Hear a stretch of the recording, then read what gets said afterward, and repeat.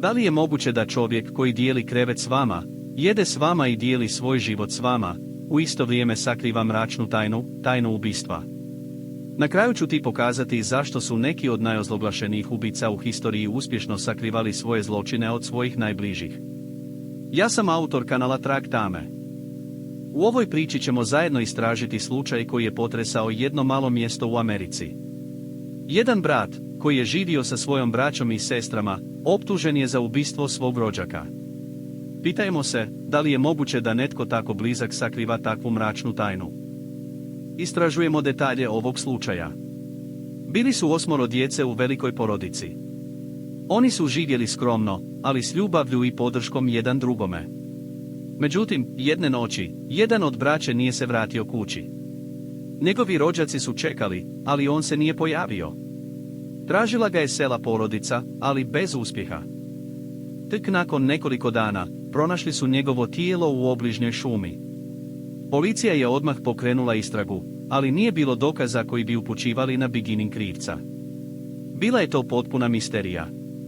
Porodica je bila u šoku, a svi su se pitali tko bi mogao učiniti tako nešto.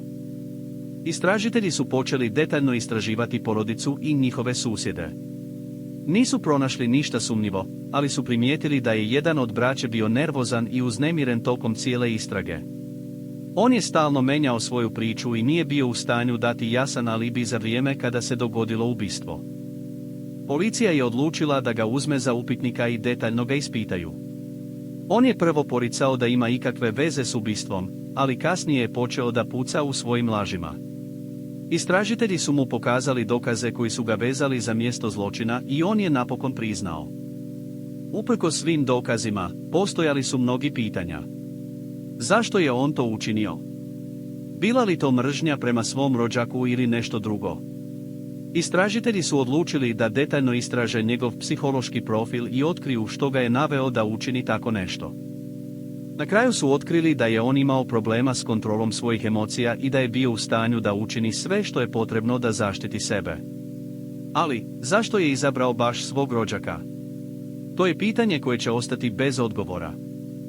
Na kraju ću ti pokazati koji je bio presudni dokaz koji je naveo policiju da ga optuži za ubistvo. To je bio maleni detalj koji je on previdio i koji ga je na kraju osudio. Pretplati se za novu istinitu priču svake sedmice. Zaprati Trag tame i uključi zvonče.